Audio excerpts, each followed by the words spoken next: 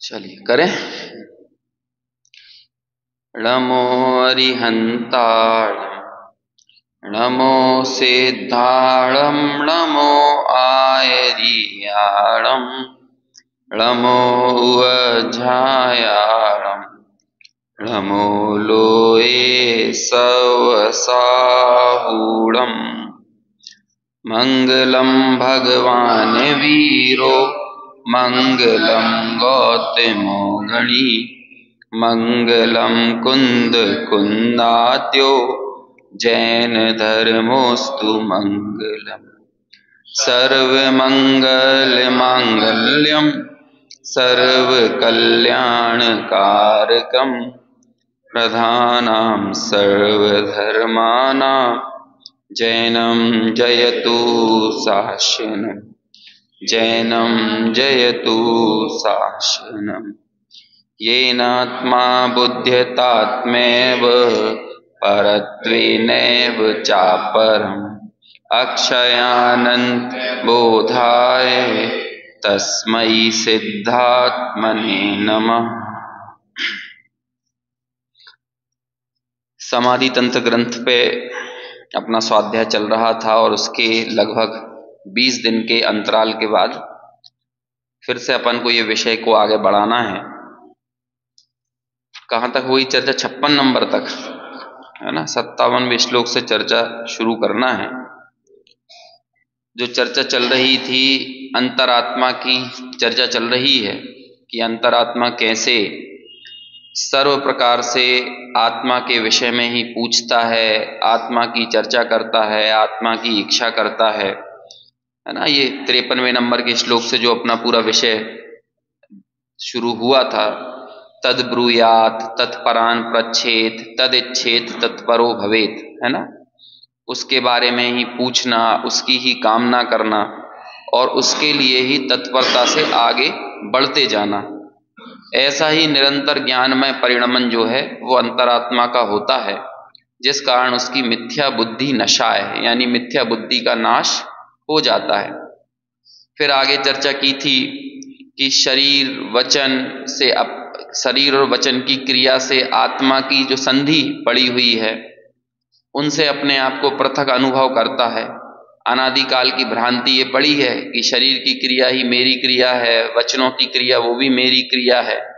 तो ऐसी ये जो भ्रांति थी उसको भी तोड़कर वो अभ्रांत होता है। ये 54वें नंबर के श्लोक में चर्चा आई थी।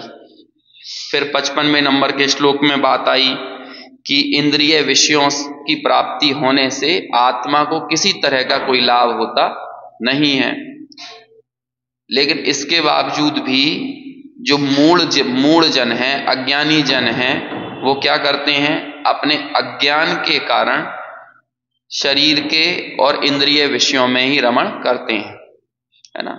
तो इस तरह से ये चर्चा 55 नंबर के श्लोक में आई। फिर 56वें नंबर के श्लोक में मोही जन अनादिकाल से कुयोनियों में ही मुग्ध हैं और अनादिकाल से जिसमें वो मुग्ध हैं उसमें ही सो रहे हैं। तो यहाँ पे बात आई थी कि एक तो मुग्धता भी है, अज्ञान भी है। उसको अपन ने ऐसे देखा था कि अज्ञान का नशा नहीं, मिथ्यात्व का अंधकार और क्या आया था यहाँ पे, और अज्ञान की निद्रा, है ना। एक तो अंधकार भी है और उसमें सो भी रहे हो, तो ऐसे में वस्तु दिख कैसे जाएगी? जिस वस्तु को देखना है, अनुभव करना है, वो कैसे दिख जाए? कि जब नशा भी है, अज्ञान भी है और अंधेरा भी है, तो ऐसे में आत्मा को जानना, आत्मा पर दृष्टि होना संभव नहीं है। ये बात अपन ने 56 नंबर के श्लोक में देखी थी। तो इस तरह से पिछले 4 श्लोकों में अंतरात्मा की आत्मरुचि कैसे बढ़ रही है, इसके ऊपर आचार्यों ने चर्चा की है। अब अपन को पेज नंबर 111 पर 57 नंबर के श्लोक से चर्चा को आगे बढ़ाना है। वो तो थोड़ा अपन पिछले विषय से जुड़ जाएं, इसलिए पिछले 4 श्लोकों को अपन ने देखा ये वाला श्लोक नहीं हुआ ना पक्का 57वें नंबर का? हाँ, अब ये पढ़ते हैं ना श्लोक 111 पेज नंबर पर। पश्येन निरंतरम देहम आत्मनो अनात्म चेतसा अपरात्मधियान्येषाम् आत्मतत्त्वं व्यवस्थितः। देखो उत्थानी का क्या लिखी इस श्लोक की कि इसलिए बहिरात्म स्वरूप का त्याग करके स्वापर के शरीर को इस प्रकार देखना चाहिए। इसलिए मतलब किस लिए कि पिछले श्लोक में एक बात आई थी ना कि अज्ञान के कारण ये जीव, ये मोही जन जो हैं वो कुयोनियों में मुग्ध हो रहे हैं और कुयोनियों में मुग्ध होकर उसमें ही सो रहे हैं। तो ऐसा चिरकालीन अज्ञान उनके पड़ा हुआ है और चूंकि वो कुयोनियों में ही मुग्ध हैं इसलिए उसके कारण होने वाले दुख से दुखी हैं।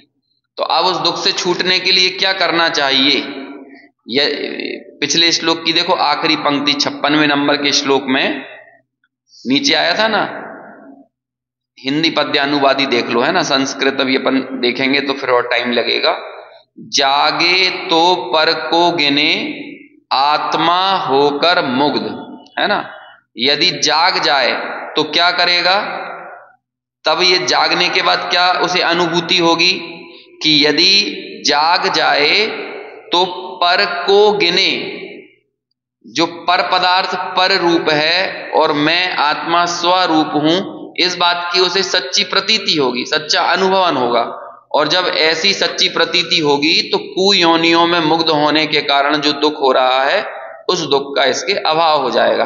तो अब इसलिए अब यहां पर आगे बोलते हैं, इसलिए पिछले श्लोक से जोड़ते हुए, इसलिए बहिरात्म स्वरूप का त्याग करके स्वापर के शरीर को इस प्रकार देखना चाहिए।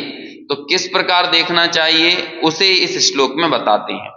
कैसे देखो अपने शरीर को और दूसरों के शरीर को हमें कैसे देखना चाहिए, क्योंकि हमारी जो प्रतीति राग या द्वेष होता है वो किससे होता है? किसी के शरीर को देख, किसी पे यदि दुश्मनी का भाव भी पैदा होगा तो कब होगा? उसका रूप देखेंगे, उसको देख के ही होंगे ना, भाई इसको मेरे सामने से ले जाओ, इसे मेरे सामने लेके मत आओ। और यदि राग भी होगा तो किससे होगा? शरीर को ही देख के होगा। राग और द्वेष दोनों ही होते हैं। ऐसा एक हिंदी में कहावत चलती है कि नजरों से दूर तो दिल से दूर, है ना। जब कोई ज्यादा दूर हमसे रहने लगे ना तो धीरे धीरे उसके प्रति राग हमें महसूस नहीं होता। अब ये बात अलग है कि वो व्यक्ति फिर से सामने आ जाए तो वो पुराने जो राग के संस्कार पड़े वो फिर से जाग जाते हैं। ये बहुत नेचुरल प्रक्रिया है। दूर रहोगे तो अपने आप अंदर से उसके प्रति ख्याल भी आना धीरे धीरे कम हो जाते हैं, है ना। इसलिए हमारी अनादिकाल से जो प्रतीति पड़ी रहती है वो देह के प्रति निजता के बोध से युक्त पड़ी रहती है। एक माँ का यदि पुत्र भी खत्म हो जाए तो जैसे जैसे समय बीतता जाता है उसकी प्रत्यक्ष उपस्थिति कम होती जाती है तो उसका राग भी घटता चला जाता है। इसलिए देखो कि 10-10, 20-20 साल पहले यदि कोई पुत्र की मृत्यु हुई हो, ठीक है, उस समय की उसे दुख की अनुभूति थोड़ी थोड़ी ख्याल में होंगी, लेकिन अभी उससे कोई कहे कि जैसी तुम तब बिलखी थी वैसे अब बिलख के बताओ, तो उसके लिए, उस माँ के लिए भी यह संभव नहीं है जो कि उस दुख की अनुभूति भोग के आ चुकी है। कोई एक्टर कर सकता है वैसी एक्टिंग, है ना, लेकिन वो माँ खुद नहीं कर पाएगी कि तुम रो के बताओ जैसी तब रोती थी, जैसे तब बिलखती थी। क्यों नहीं रो पा रही? क्योंकि उसे भी उसके शरीर से प्रतीति थी। अब वो शरीर लगातार एक लंबा वक्त बीत गया ना उसको छोड़े हुए, उससे मिले हुए, उसके सामने प्रत्यक्ष उपस्थिति नहीं रही तो याद नहीं आ रही। अब ये क्या होता है, बच्चे वगैरह विदेश चले जाते हैं, उनके मन में माँ बाप के प्रति कोई भाव नहीं रह जाता। और सच्चाई बताएं तो माँ बाप के मन में भी बच्चों के प्रति कोई भाव नहीं रहता है, लेकिन फिर भी वो अपने बच्चों को याद कर करके कुड़ते हैं। तो मालूम किस लिए कुड़ते हैं? कि आज यदि बेटा होता तो हमें सब्जी लेने नहीं जाना पड़ता, आज हमारा बेटा यदि हमारे पास में होता तो हमारे पैर में दर्द हो रहा होता तो हमें दवा देता, आज हम बीमार हो गए हैं तो हमें डॉक्टर के पास, अपनी जरूरतों के लिए उन्हें बच्चे का ख्याल आ रहा है। नहीं तो सच्चाई से देखा जाए ना तो उन्हें कोई, जब वो देखते हैं ना कि दूसरों के बच्चे उनके माँ बाप की ख्याल और सेवा कर रहे हैं और हमारा बच्चा इतनी दूर रह रहा है, तो फिर उन्हें जरूरत अपनी है तब ख्याल आ रहा है। अदरवाइज कोई ऐसे प्रीति रीति नहीं है। यदि अपना स्वयं का स्वार्थ ना हो तो माँ बाप को भी बच्चों का ख्याल ना है। अभी यहीं पे उनकी सब पूर्ति करने वाला कोई मिल जाए तो फिर क्या जरूरत है बच्चे की? ठीक है, वो अपनी जगह पे पड़ा रहे, है ना, लेकिन यहां तो अपनी जरूरत है ना, तो इसलिए वो पूर्ति उसकी करेंगे। ये बात अलग है कि यहां पे कोई सेवा करे तो भी मन में एक धारणा ऐसी पड़ी हुई है कि बच्चा तो हमारा वो है, और बाद में यदि प्रॉपर्टी लिख के जाना पड़ेगा तो किसके लिए लिख के जाएंगे? वो अमेरिका वाले के लिए लिख के जाएंगे, वो यहाँ वाले के लिए लिख के नहीं जाएंगे। तो ये कितने अलग अलग परतों पर हमारा राग, हमारा अज्ञान ये बैठा रहता है, हमें पता नहीं है। कुल मिलाकर यहाँ ये बताना चाह रहे हैं कि जब आपकी बहिरात्म दशा जाती है तो स्व और पर के शरीर को देखने की दृष्टि कैसे हो जाती है। साधर्मी का प्रेम और रागियों के प्रेम में क्या अंतर है कि साधर्मियों की प्रीति उनकी देह से नहीं होती है, उनके रत्नत्रय, क्योंकि साधर्म, हमारा धर्म और आपका धर्म क्या है, पहले ये निर्णय तो करो। यदि आपको ये लगता है कि आप भी जैन हो, मैं भी जैन हूं, और हमारा जैनपना किस कारण से है? इसी कारण से है कि भाई हम भी जैन कुल में पैदा हुए, आप भी जैन कुल में पैदा हुए। हम और आप में से अधिकांश लोग साधर्मीपना इसे ही मानते हैं, जबकि ये अज्ञान भाव है, क्योंकि शरीर का कुल होता है, आत्मा का ये कुल नहीं है जिस कुल में हम पैदा हो गए। ये तो परंपरा से है। आज हम इस जैन में नहीं होते, अब इसमें भी देख लो, चलो जैन में ही है, लेकिन यहां भी प्रीति की, जो प्रेम की और राग की कोटियां हैं वो बदली बदली रहती हैं कि हम गोलापुरा वाले कुल में हैं, हम परवारों के कुल में हैं, है ना, हम तारण पंथ में हैं, और फिर तारण पंथ के भी अलग अलग कुल हो जाते हैं, गोलापूर्वों के भी अलग अलग हो जाते हैं, परवारों के भी अलग अलग हो जाते हैं। अब एक एक के देखो कितने कितने कुल बनेंगे। तो यदि किसी को लगे कि ये कुल से और जाति से साधर्म का संबंध है ना, साधर्मी पने का संबंध है, तो गलत फहमी है। ऐसे इस तुम जैन हम जैन इस कारण से हम सब साधर्मी, ये नहीं है। आत्मा का धर्म देखो, आत्मा का धर्म क्या है? दर्शन, ज्ञान, चारित्र। समय सार में क्या लिखा? स्व समय कौन है और पर समय कौन है? कौन स्व समय और कौन पर समय? तो आचार्य ने लिखा कि जो पुद्गल कर्म के प्रदेशों में स्थित है वो पर समय है, और जो दर्शन, ज्ञान, चारित्र में स्थित है वो स्व समय है। तो तुम्हारा स्व समय और हमारा स्व समय जब आपस में ये प्रीति का कारण बनेगा ना, तो इसे बोलते हैं साधर्मी वात्सल्य। हमें आपके रत्नत्रय के प्रति प्रेम हो, हमारे मन में भावना ये हो कि आपका रत्नत्रय बढ़े, और आपके मन में भाव हो कि हमारा रत्नत्रय बढ़े, है ना, हम एक दूसरे के सहयोगी बने रत्नत्रय की वृद्धि में। हालांकि काम हमें अपना अपना खुद करना है, मैं आपको रत्नत्रय नहीं दे सकता, आप मुझे नहीं दे सकते, लेकिन हमारे मन में एक भावना है, हमारे मन में एक प्रीति है। और हमारी प्रीति क्या है कि भाई आप भी 4 गति 84 लाख योनियों के दुखों से छूटो और हम भी उनसे मुक्त हों, आपको भी रत्नत्रय की प्राप्ति हो। देखो, साधर्मी के 2 ही दायित्व हैं, एक तो उसके जीने के लिए और एक उसके मरने के लिए। जीने के लिए क्या दायित्व है कि बोधि की प्राप्ति हो, और मरने के लिए हम सबका क्या दायित्व है कि बोधि को ही आगे अगले भाव में ले जाएं। तो बोधि को अगले भाव में ले जाने का नाम है समाधि। बोधि की प्राप्ति और बोधि का स्थानांतरण। बोधि किसे बोलते हैं? रत्नत्रय को एक शब्द में बोलते हैं बोधि, है ना। और वो प्रथमानुयोग की जो कथाएं आती थी उसमें क्या लिखा रहता था? बोधि समाधि निधान लिखा आता था ना, वो प्रकाशित भी हुई हैं जैन धर्म की कहानियां वगैरह। ये बोधि समाधि निधान शब्द कहां से लिया है? ये प्रथमानुयोग की चर्चा जो रत्नकर्ण श्रावकाचार्य में समंत भद्राचार्य ने की है, तो उसमें प्रथमानुयोग का स्वरूप बताया कि प्रथमानुयोग कैसा होता है, कि प्रथमानुयोग मतलब बोधि समाधि निधान, जो बोधि का और समाधि का भंडार है। अच्छा, पूरे प्रथमानुयोग में क्या दिखता है आपको? अभी हमको भले दिखता नहीं है, अभी तो हम चलो स्वाध्यायी हैं तो हम लोग ये बात कह देते हैं कि हमें रत्नत्रय दिख रहा है, लेकिन दुनिया वालों को ये दिखता है कि कौन पे क्या उपसर्ग आया, उपसर्ग का निवारण कैसे हुआ। तो जिनको चमत्कार दिखता है ना प्रथमानुयोग में, उन्हें प्रथमानुयोग दिखता ही नहीं है। चमत्कार देखने वाले कभी प्रथमानुयोग नहीं देख सकते। तो क्या देखना चाहिए? अरे आपके ऊपर असाता आई, तकलीफें आई, तब भी आपने अपना रत्नत्रय नहीं छोड़ा। आपके ऊपर बहुत समस्याएं आई, बहुत उदयगत विचित्रताओं का प्रभाव आपको झेलना पड़ा, लेकिन इसके बावजूद भी आपने मृत्यु की कीमत पर भी आपने मौत को स्वीकार किया, लेकिन रत्नत्रय मुझसे छूट जाए आपने ये स्वीकार नहीं किया। तो दोनों चीजें दिखी कि या तो बोधि प्राप्ति कैसे की, या फिर बोधि को अगले भाव में कैसे लेके गए। इन दो चीजों के अलावा कुछ नहीं है प्रथमानुयोग में, दो ही चीजें हैं बस। या तो बोधि, जैसे अंजन चोर था, चोर से उसने उसके जीवन की पूरी घटनाएं बताई, उन घटनाओं को काय के लिए बताया कि भैया चोर से कैसे उसने रत्नत्रय प्राप्त किया, तो बोधि की प्राप्ति हुई, और बाद में मौत की कीमत पर भी उसने रत्नत्रय को नहीं छोड़ा। सुकमाल मुनिराज, सुकौशल मुनिराज, इन्होंने क्या किया कि भाई मौत की कीमत पर भी अपने रत्नत्रय को सुरक्षित रखा। अब रत्नत्रय को सुरक्षित रखने के बाद दो चीजें होती हैं किसी के भी साथ, आप मर रहे हो और आपका बोधि सुरक्षित है, रत्नत्रय सुरक्षित हो, तो क्या होगा? यदि रत्नत्रय के साथ राग का अंश विद्यमान है तो आपको स्वर्ग आदि की प्राप्ति हो जाती है, और रत्नत्रय अकेला विद्यमान रह जाए और राग पूरी तरह से चला जाए तो क्या हो जाता है? मोक्ष की प्राप्ति हो जाती है। इन दो चीजों के लिए दो शब्द आए हैं।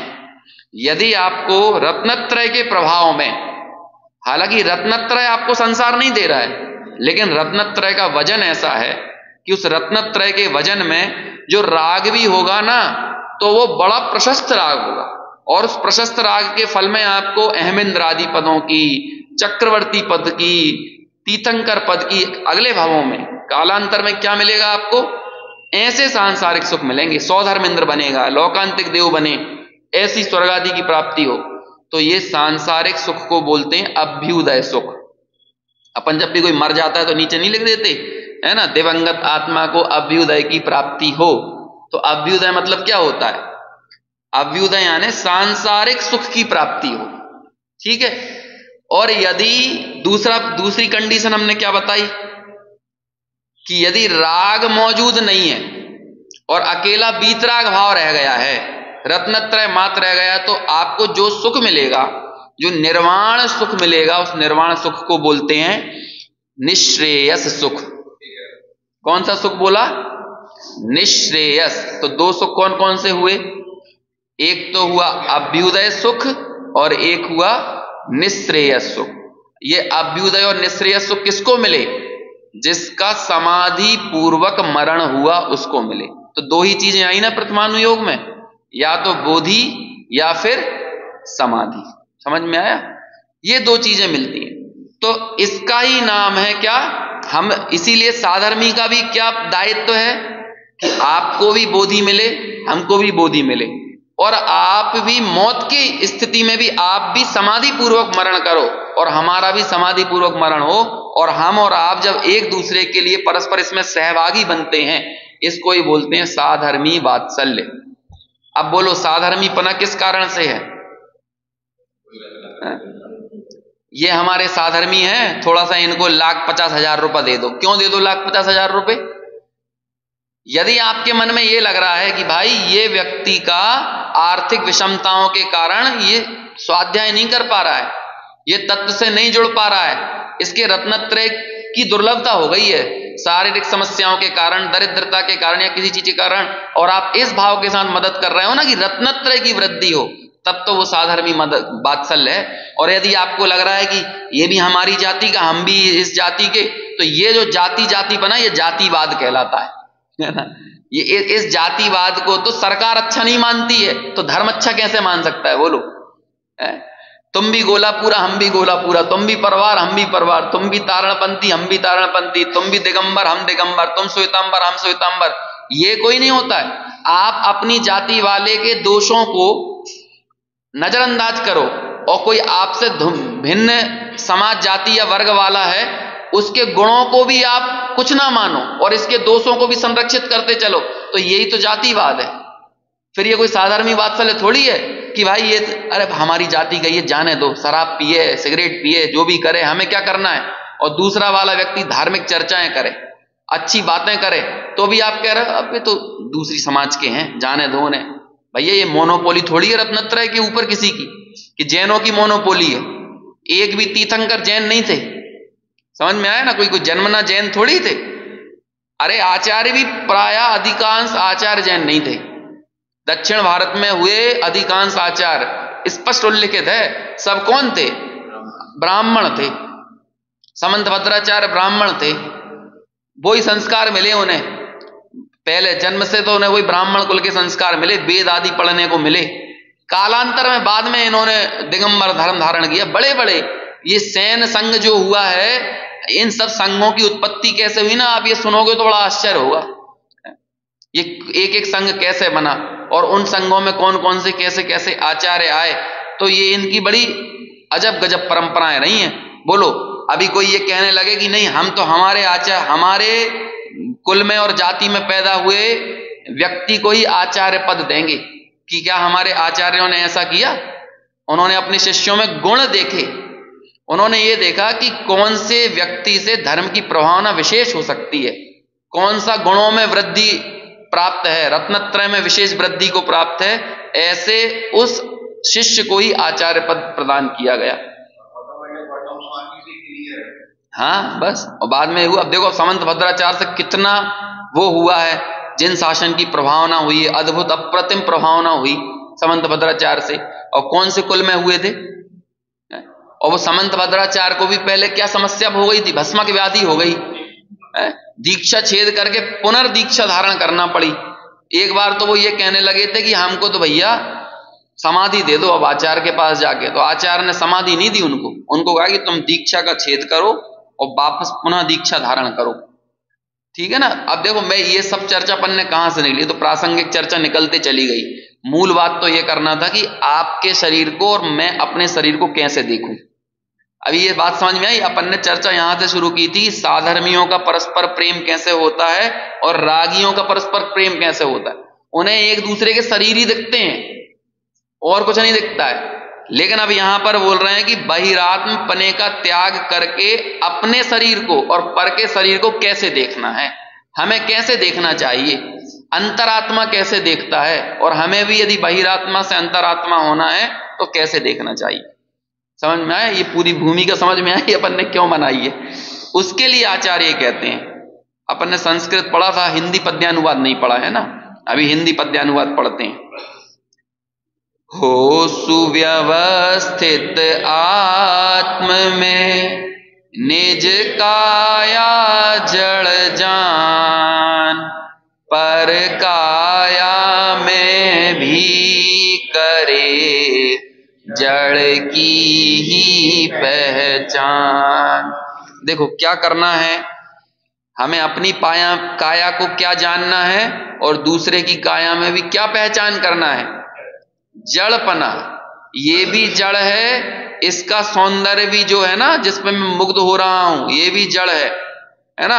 और अन्य की काया भी क्या है, वो भी जड़ है। आचार्यों ने कई स्थानों पर ऐसा उदाहरण दिया, बहिरात्मा जो अपने शरीर की संवार करता है ना, इसको बहुत सजाता है, संवारता है, इसकी बहुत केयर करता है, तो इसे कहते हैं मुर्दे का श्रृंगार, है ना। ऐसा कहा कि नहीं? बोलो, मुर्दे को कौन से ब्यूटी पार्लर में लेके आया जाए कि उसके बाद आप उसकी घर में रख के रखवाली करोगे, केयर करोगे? कौन सा करोगे? जैसे हमें मुर्दा बाहर में जड़ ही दिखता है, ऐसे ही चेतन के संयोग में होने वाला ये शरीर भी जड़ दिख जाए ना, ये दृष्टि हमें मिल जाए, तब हमारी पर्याय मूढ़ता टूटेगी। पज्जय मूढ़ा ही परसमया कहा है ना, तो ये पज्जय मूढ़ा में कौन सा परसमय कहा है? प्रवचन सार ग्रंथ की गाथा है ना, पज्जय मूढ़ा ही परसमया। ये अपने ये जितनी जगह खाली रह गई ना, यहाँ पे भी कुछ कुछ लिखवा देना चाहिए। जैसे कि सबसे सामने तो वक्ता का लक्षण लिखवाओ, ताकि यहां से बैठ के वक्ता को उसका लक्षण दिखाई दे, है ना, इस तरह से, है ना।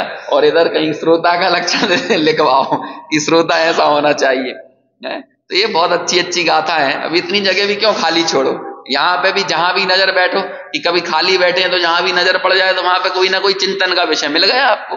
कोई भी जगह ऐसी नहीं रहना चाहिए, चलो खैर, तो वहां पज्जय मूढ़ा ही पर समय, तो वहां कौन सी पर्याय में मूढ़ को पर समय कहा है? देखो अलग अलग जगह अलग अलग प्रयोग होते हैं। अभी मैंने समय सार की दूसरी गाथा बोली थी, तो उसमें आया था पुद्गल कम पदेशम, है ना।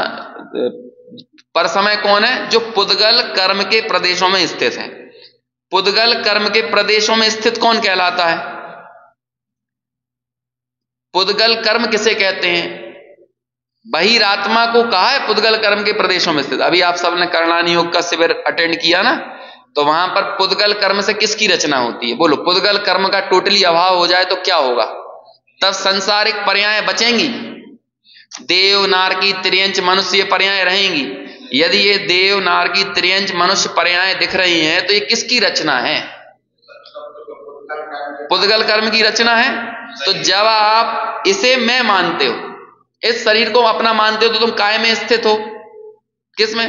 पुद्गल कर्म के प्रदेशों में स्थित हैं हम चेतन होते हुए पुद्गल कर्म के प्रदेशों में स्थित हैं। देखो करणानी योग जो पूरा है, इतनी चर्चा करता है, वो काय के लिए करता है? कि हमें करणानी योग की बहुत विद्वत्ता हासिल हो जाए और उसके बाद हम बड़े बड़े मंचों पर जाकर रिसर्च पेपर प्रस्तुत कर दें, तो हम करणानी योग पढ़ना हमारे लिए सार्थक हो गया, है ना।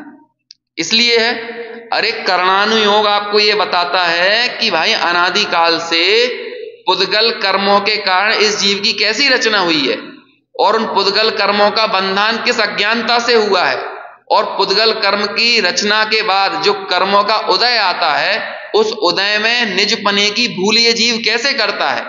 और जब ये भूल करता है तो परस्पर में भाव कर्म से द्रव्य कर्म, द्रव्य कर्म से भाव कर्म की ये जो संतति है, ये निरंतर चलती रहती है। हमें तो इस संतति को दूर करना है। हमने कर्मों का स्वरूप समझा, हमने लोक का स्वरूप जाना, कर्मों का स्वरूप जाना, और ये सारा स्वरूप जानकर हमारे अंदर एक प्रसम, अनुकंपा, आस्तिक्य, संवेग, ऐसे परिणाम पैदा होते हैं। और क्या कहते हैं, संसार शरीर और भोगों के प्रति जो एक एकत्व और निज बुद्धि पड़ी रहती है, वो टूटती है। और जब ऐसा वो निजत्व का भाव टूटता है, तब ये जीव अपनी सत्ता को पहचानता है, अपने धर्म को पहचानता है। और अपना धर्म क्या है? फिर वो नीचे वाली लाइन में है कि जो दर्शन, ज्ञान और चारित्र में स्थित है, वो क्या है? वो स्वसमय है। तो दो जगह दो बातें आई। एक जगह पर समय कह रहे हैं पुद्गल कर्म में स्थित पर समय, और प्रवचन सार में कह रहे हैं पर्याय में मूल पर समय। कहने के तरीके दो जरूर हैं, लेकिन बात एक ही है। क्योंकि पर्याय मूल यानी इन असमान जाति पर्यायों में मूल। असमान जाति किसको कहते हैं? पर्याय दो द्रव्यों की जो एक रूप पर्याय दिख रही है, यही असमान जाति है। तो पुद्गल भी, वहां पर पुद्गल भी मौजूद है और वहां पर जीव भी है, और जब इनके संयोग से जो संयोगी पर्याय पैदा हुई, उसे ही क्या बोलते हैं? असमान जाति। दोनों की जाति अलग अलग है, पुद्गल की जाति अलग और जीव की जाति अलग, दोनों अलग अलग जातियां हो गई। लेकिन इन भिन्न जाति वालों ने एक पर्याय बनाई। तो हमारी ये मनुष्य पर्याय कैसी है? दो जातियां अलग अलग और मिलकर पर्याय प्रकट हुई एक, तो यही कहलाई असमान जाति पर्याय। इस असमान जाति पर्याय में जो मूल है वो क्या कहलाता है? पर समय। और इस असमान जाति पर्याय की रचना कैसे हुई? तो वो कह रहे हैं पुद्गल कर्मों से हुई ना। तो चाहे तुम इस पर्याय में स्थित हो, चाहे पुद्गल कर्म के प्रदेशों में स्थित हो, दोनों में ही क्या हो? पर समय हो। और पर समय से स्वसमय होने का तरीका क्या है? क्या है पर समय से स्वसमय होने का तरीका? कि ये पुद्गल कर्म के प्रदेश को अपना निज धर्म मत मानो, और रत्नत्रय को, दर्शन, ज्ञान, चारित्रादि गुणों को अपना धर्म स्वीकार करके उसमें स्थित हो। मैं तो श्रद्धा, ज्ञान, चारित्र से युक्त एक अखंड चैतन्य तत्व हूं, ऐसी प्रतीति से युक्त जब ये जीव हो, और पहले जब ये जान लिया ना मैं दर्शन, ज्ञान, चारित्र से युक्त हूं, लेकिन जब अनुभूति करेगा तो उसे ये विकल्प भी नहीं रहेंगे कि दर्शन, ज्ञान, चारित्र की भेद रूप विकल्प नहीं रहेंगे, बल्कि वहां भी वो अभेद अनुभूति से युक्त ही होगा। और ऐसी अभेद अनुभूति का नाम ही क्या है? स्वसमय है। ठीक है। अब देखो यहां पर क्या कह रहे हैं, ये तीन अलग अलग चीजें आ गई। यहां पर भी कह रहे हैं अपने शरीर को भी जड़ देखो, अन्य के शरीर में भी जड़त्व की पहचान करो। अरे पहचान क्या करो, जड़ है ही, पहचान क्या करना है? ऐसा है कि इस शरीर में कुछ चेतन है और कुछ अचेतन है। शरीर में कुछ चेतन नहीं है, चेतन तो शरीर से बिल्कुल भिन्न द्रव्य ही है। यदि तुम्हें अन्य के शरीर में यह दिखता है कि ये शरीर जो है ये प्रीति करने योग्य है, राग करने योग्य है, ये मेरा है, तो कहते हैं यही तो अज्ञान है। इसी अज्ञान की चर्चा तो पिछले वाले श्लोक में कर रहे थे ना, कि जब मोही मुग्ध को योनि में है अनादि से सुप्त। एक तो मुग्ध है और दूसरा सो रहा है। पहले तो कुयोनियों में मुग्ध होता है और बाद में उसमें मुग्ध होकर सोता भी है, और इसी कारण वो कुयोनियों में मिलने वाले दुखों को निरंतर भोगता है। अब उस दुख से छूटना है तो क्या करो? तो कहते हैं अपने को भी इस शरीर को जड़ मानो और अपने दूसरे के शरीर को भी जड़ मानो। क्योंकि राग द्वेष यदि कहीं पैदा होता है तो कहां पैदा होता है? या तो इस देह के निमित्त पैदा होता है या अन्य के देह के निमित्त पैदा होता है। इसके अलावा तो और कोई वजह होती नहीं है राग द्वेष की। बोलो, यहीं से हमने राग की कड़ी को तोड़ दिया तो समझ लो आपने बाहर मेन क्या वो लगी रहती है, मेन स्विच रहता है ना, पूरे घर की लाइट की सप्लाई जहां से होती है। राग द्वेष का विधान विस्तार एक प्रकरण लिखा है टोडरमल जी ने मोक्ष मार्ग प्रकाशक में। तो इस राग द्वेष की उत्पत्ति कैसे होती है पहले वो विधान बताया, और फिर ये राग द्वेष बढ़ता कैसे है वो विस्तार बताया, दोनों चीजें बताई। तो उस विधान विस्तार की शुरुआत सबसे पहले कहां हुई? इस अज्ञान से, जो अज्ञान यहां सबसे पहले में पहले बैठा हुआ है कि हम इस पर्याय में मूढ़ होते हैं। टोडरमल जी ने इसे क्या किन शब्दों में व्यक्त किया? जब सम्यक सन्मुख मिथ्या दृष्टि को अपनी खबर लगती है, उपदेश का लाभ होता है और उपदेश का गंभीरता से वो विचार करता है, तो क्या सोचता है? अहो मुझे तो इन बातों की खबर ही नहीं। अब देखो दूसरी जो सबसे पहली चोट पड़ी, तो कहां चोट पड़ी? मैं तो भ्रम से भूलकर प्राप्त पर्याय में तन्मय हो रहा था। अब अपने पास देखो चौथा पॉइंट आ गया। अभी यहां पे कोई टीवी वगैरह होती ना तो अपन ऐसे चारों पॉइंट अलग अलग चला देते, है ना, कोई स्लाइड वगैरह होती। देखो इन चारों में आपको कौन सी चीज कॉमन दिख रही है? एक तो श्लोक हमारे सामने ये है, एक हमने पर्याय पज्जय मूढ़ा ही पर समय प्रवचन सार का श्लोक ली, गाथा ली।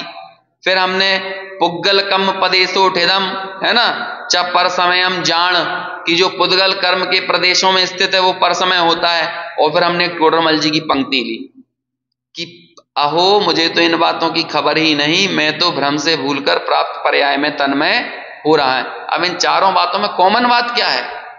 प्राप्त पर्याय में तन्मय मतलब कौन सी पर्याय है वो जिसमें मैं तन्मय हो रहा हूं?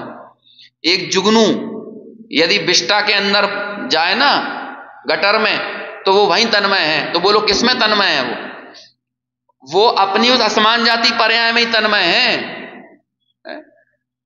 ये क्या कहते हैं, कई बार में आज चौक वगैरह जाओ तो ऐसे लोग मिलते हैं, कई रेलवे स्टेशनों पर मिलते हैं, उनके दोनों हाथ कटे हैं, दोनों पैर कटे हैं, और सरकार बरकार ने कोई भी संस्थान है, सामाजिक संस्थान है, उनको एक ऐसी गाड़ी दे दी है जिसपे उनका इतना इतनी बॉडी का हिस्सा फिट हो जाता है, इतना है ना, धड़ धड़ बचा है, जो पैर कटे हुए हैं, हाथ कटे हुए हैं दोनों, समझ रहे हो? पैर भी समझ लो जंघा प्रदेश से ही कटे हैं, जंघा से ही कटे हैं उनके पैर, और हाथ भी यहां से कटे हैं। ऐसे ऐसे लोग दिखते हैं और वो ऐसे ऐसे छाती से ही घिसट घिसट के गाड़ी चला रहे हैं, और वहीं वहीं पे कटोरा है, उसमें लोग उसमें पैसे डालते जाते हैं।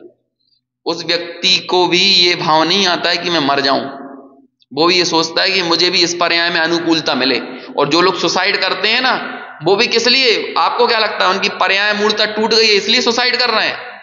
अरे पर्याय मूर्ता के कारण ही सुसाइड कर रहे हैं वो, क्योंकि उन्होंने इस पर्याय के कुछ ऐसे अहंकार पाले हुए थे, या कुछ सुविधाओं की आकांक्षा पाली हुई थी, कुछ अनुकूलताओं की इच्छा करी थी। जब वो अनुकूलताएं, वो इच्छाएं, और मूलतः कारण तो ये होता है अहम पे चोट लगना, क्योंकि हर व्यक्ति ने अलग अलग अहम के मापदंड तय कर लिए हैं। किसी लोगों ने अपने रुपए को मापदंड बना लिया है अपने अहंकार का, कई लोगों ने अपनी लोक लाज प्रतिष्ठा को मापदंड बना लिया है, कई लोगों ने संबंधों को, परिवारों को अपना मापदंड बना लिया है। जब भी उन अहंकार पर, उस अहम पर चोट लगती है तो लोगों को लगता है इस पर्याय का मतलब क्या रहा। अरे वो अहम इस पर्याय का ही अहम है, और जब उस अहम पर चोट लगती है तो लोग मरने को स्वीकार कर लेते हैं। ये मत समझना कि उनकी पर्याय मूलतः टूट गई इसलिए उन्होंने इस असमान जाति पर्याय को न्यौछावर कर दिया, ऐसा नहीं किया है। समझ में आया? अब वो व्यक्ति भी जिसके हाथ कटे पैर कटे, वो आदमी भी चाह रहा है कि कहीं से कोई चमत्कार हो जाए, वो भी ऐसी उम्मीद में बैठा हुआ है। और ईमानदारी से आपको बताएं, यदि कोई उसके भीतर पड़े हुए अहम को जाकर बाहर निकाल के टटोल लेगा ना, उसका अहम भी चक्रवर्ती के अहम से कम नहीं मिलेगा। जो पंडित जी ने एक ध्यानत्राय जी या 10 लक्षण पूजन लिखी है ना जो, तो वहां पे उस पूजन में एक पंक्ति आती है, मान करन को कौन ठिकाना। आपको पता नहीं है, आप उसको निकाल लोगे ना, ये सिर्फ लोग बाग हाथ जोड़ते समय ही मुस्कुरा के ऐसे करते हैं है ना, हाथ जोड़ते समय विनम्रता प्रदर्शित करते हैं। अंदर में हर आदमी अपने आप को अपने संयोगों से वल्लभ मान के बैठा हुआ है। एक विद्वान मिल गया, एक श्रेष्ठी मिले, विद्वान भी हाथ जोड़ के मुस्कुरा रहा है और श्रेष्ठी भी हाथ जोड़ के मुस्कुरा रहे हैं। श्रेष्ठी को अपने पैसों का अहम है और वो विद्वान को कुछ नहीं समझ रहा, और विद्वान को अपने क्षयोपशम ज्ञान का अहम है, वो श्रेष्ठी को कुछ नहीं समझ रहा। दोनों ही अपने अपने अहंकार में बैठे हुए हैं और दोनों ही एक दूसरे के सामने विनम्रता प्रदर्शित कर रहे हैं, लेकिन दोनों ही अपनी अपनी दुनिया में अपनी प्राप्त पर्याय में तन्मय। अच्छा, आपका क्षयोपशम ज्ञान किसकी देन है? पुद्गल कर्मों की देन है कि नहीं? यदि ये पुद्गल कर्मों का आवरण ना होता तो तुम केवल ज्ञानी होते, लेकिन तुम्हें अपने क्षयोपशम ज्ञान का अभिमान आ रहा है, तो काय का अभिमान है? पुद्गल कर्म का अभिमान है वो भी। समझ में आया? चाहे क्षयोपशम, तभी तो ज्ञान का मद लिखा ना उसे। ज्ञान का मद ज्ञानियों को होता है कि अज्ञानियों को होता है? चलो, रूप का मद रूपमान को होता है, पैसों का मद पैसे वालों को होता है, धन है ना, बल का मद बलवान लोगों को होता है, तो ज्ञान का मद ज्ञानवान लोगों को होता होगा? अरे सारे मद अज्ञानियों को होते हैं, ज्ञानियों को नहीं होते हैं मद। क्योंकि यदि ज्ञानी हो, सम्यक दर्शन होने पर तो 8 मदों का अभाव होता है, 8 मदों का सद्भाव थोड़ी रहेगा। समझ में आया? सबकी ऐसी दुनिया है। ये ऑटो चलाने वाले, रिक्शे चलाने वाले, आपको क्या लग रहा है इन सबके अहंकार चक्रवर्तियों जैसे हैं? कोई बड़े बड़े मत मानो, सब कहीं ना कहीं जाकर अपने आप को ऐसे ही राजाओं की तरह प्रस्तुत कर रहे हैं। उनकी अपनी अपनी दुनिया, उनकी मेजोरिटी में चले जाओ, ये भिखारियों के झुंड में जाके बातें सुन लो उन लोगों की, तो सब अपना अपना बल्लमपना दिखाएंगे कि मैं तुमसे कितना बड़ा विशेष हूं, तुम कितने विशेष हो। हम अपनी बिरादरी में वही काम कर रहे हैं, और क्या कर रहे हैं? हम अपनी बिरादरी में हमने एक स्टेज तैयार कर लिया, उनने उनकी बिरादरी में स्टेज तैयार किया है, और सबको यही लग रहा है कि हम बड़े हैं, हम बड़े। ये सब प्राप्त पर्याय का अहम है। इस अहम को तोड़ना जरूरी है। आचार्य छोटी सी बात कर रहे हैं, भैया कहां लगे हो तुम्हें? जब हमारी चल रही होती है ना, हमारा नाम चल रहा होता है, हमारा प्रभाव चल रहा होता है, तो हमें ऐसा लगता है कि हमारी ये स्थिति टंकोत्कीर्ण है। लगता है कि नहीं? ऐसा लगता है ये नाम तो हमेशा चलता रहेगा, ये प्रभाव तो हमेशा चलता रहेगा, मेरा वर्चस्व तो हमेशा बना रहेगा, मेरी निरोगता हमेशा बनी रहेगी, मेरी शक्ति हमेशा बनी रहेगी। अरे क्या बताएं, हम हमारे सामने लोगों को देखते हैं, जब कोई व्यक्ति आता था तो पूरी सामने की भीड़ हट जाती थी उस व्यक्ति के आते से, और अब 2 आदमी कंधों में ऐसे लटका के उसको लेके चले आ रहे हैं। तो समझ में नहीं आ रहा इस आदमी का 10-15 साल पहले का प्रभाव क्या था, और 15 सालों में देखो क्या स्थिति हो गई है। और आज हम कौन सी दुनिया में पागल हुए फिर रहे हैं कि हमें ये लग रहा है कि ये हमारा प्रभाव हमेशा बना रहेगा। लेकिन गलतफहमी है। आचार्य ने इस गलतफहमी को तोड़ा प्रवचन सार की 116वें नंबर की गाथा में। आचार्य लिखते हैं कि भाई तुझे ये जो तेरी जो कर्म चेतना है ना, या तेरे को ये जो मिलने वाले संयोग हैं, ये पर्याय है, इसके प्रति जो ममत्व बुद्धि पड़ी है, तो उसमें कहे तुझे ये पर्याय टंकोत्कीर्ण जैसी लगती है, जबकि ये टंकोत्कीर्ण नहीं है। टंकोत्कीर्ण तो एक ज्ञायक भाव है, और हमें यदि इन संयोगों के बीच में उस ज्ञायक भाव का टंकोत्कीर्णपना नहीं दिखा और हम हमारे इस प्रभाव में मस्त रहे, तो हमें मालूम नहीं है कि हमने आखिर कितना महंगा सौदा किया है।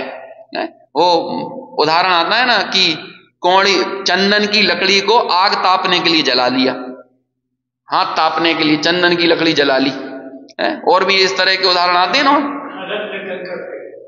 हाँ हाँ वही तो, मजे मजे के लिए आपने मान के चलो रत्नों को फेंक दिया है ना, कि वो क्या होता है पानी में जब आप नदी में या तालाब में फेंकते हो तो एक बबल से उठता है, तो कितनी देर के लिए वो बबल उठा। छोटा सा बच्चा हो तो ताली बजाता है ना, बच्चों को लेके जाओ तो पत्थर ऐसे फेंकता है तो उसमें एक ऊपर से पानी चारों तरफ उचटता है, बबल्स बनते हैं, तो बच्चा झूमता है।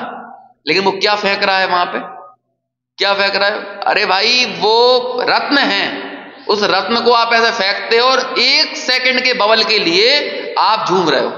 ऐसे ही मनुष्य भाव के कीमती समय, ये सर्व तरह से हमारे जीवन की सुलभताएं, संयोगों की अनुकूलता, समागम, शुभ संयोग आपके पास, आप ये नहीं बता सकते हो कि आप यहां पे अभी स्वाध्याय सुन रहे हो ना, ये स्थिति आपकी टंकोत्कीर्ण नहीं है, ये टंकोत्कीर्ण नहीं है। हम में से कोई ये लिख के नहीं दे सकता कि आप यहां पे कल आ जाओगे सुनने के लिए। बचपन में सब लोगों ने एक वो सुना होगा, क्या कहते हैं, छंद है ना, कौन का, कबीरदास जी का है ना शायद, आज कर, कौन का, कबीरदास जी का ही है, आज कर, काल करे सो आज कर, आज करे सो अब, और पल में परलय होएगी बहुरी करेगा कब। तो हमें परलय मतलब क्या लगता है? परलय यानी हमको ये लगता है कि कहीं का आसमान टूट जाएगा है ना, या फिर कुछ संकट हमारे ऊपर है, यही परलय नहीं होती है। परलय मतलब क्या? लय बदल जाना ही परलय है।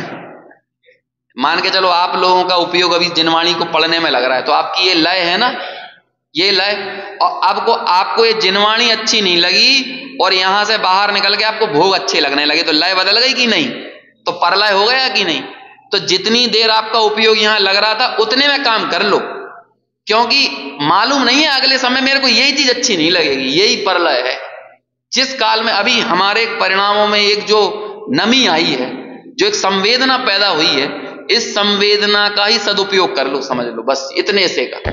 ये जो बुद्धि यहां पर लग रही है, ये जो समय यहां पर लग रहा है ना, ये जो प्रीति के साथ हम इस तत्व को सुन रहे हैं, ये प्रीति बदल जाएगी, ये बुद्धि का उपयोग बदल जाएगा, ये समय जो है दूसरी तरफ चला जाएगा। जरूरी नहीं है कि आप इस दरवाजे से निकलोगे तो आपका पैर फिसल जाए, आप बीमार हो जाओ, मर जाओ, जरूरी नहीं है, लेकिन आपकी लय बदल जाएगी, ये अच्छा लगना बंद हो जाएगा। तो यही परलय हो गई, प्रलय, यही परलय हुई ना, लय बदल गई। मान के चलो यहां पे मैं सुगम संगीत बजा रहा था और सुगम संगीत के बीच में डिस्को बजने लगा, तो परलय हो गई कि नहीं? समझ में आया?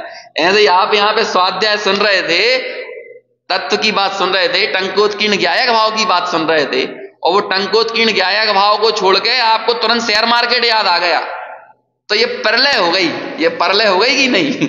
आपको तुरंत के तुरंत ये याद आ गया कि मेरी दुकान पे क्या करना है, मुझे घर में जाके अभी क्या बनाना है, ये परलय हो गई। इसलिए कहते हैं काल करे सो आज कर, आज करे सो अब। ये सम्यक दर्शन अकेला ऐसा काम है जो अगले घंटे टालने वाली चीज नहीं है।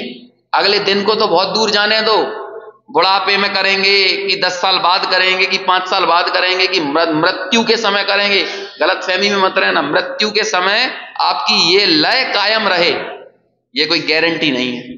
ये पल में परलय होएगी बहुरी करेगा कब। तो देखो यहाँ पे यही तो कहा ना हमने, ये 3-4 पॉइंट देखे, आपको ये लग रहा होगा कि इधर उधर की बातें बहुत हो गई, लेकिन वो यही है। देखो वो सब जगह पर एक चीज पर चोट करी है कि मैं अपनी इस असमान जाति पर्याय के निजपने की बुद्धि से रहित हूं। इस असमान जाति पर्याय में जो टंकोत्कीर्णपना मुझे लग रहा है, ये टंकोत्कीर्णपना मुझे ना लगे, और मैं वर्तमान के संयोगों के बीच में, इन सुगमता के बीच में मैं ये जान लूं कि वास्तव में टंकोत्कीर्ण क्या है। यदि मैं इतना जान गया तो समझ लो मेरा काम हो गया, और यदि ये जान लिया तो ही मैं स्वसमय हो गया, ये जान लिया तो मेरी पर्याय मूलता दूर हो गई, और ये जान लिया तो ही मेरे बहिरात्म पने का त्याग हो गया। तो ऐसे यहां पर भी यही प्रेरणा दे रहे हैं कि ऐसे बहिरात्म पने का त्याग करके क्या करना है कि जड़ की पहचान करना है।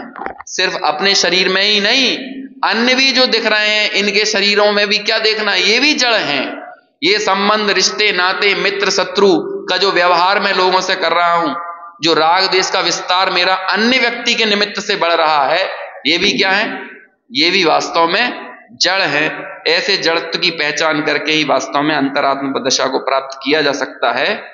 और विशेष चर्चा इसकी टीका के आधार से अपन कल करेंगे। अभी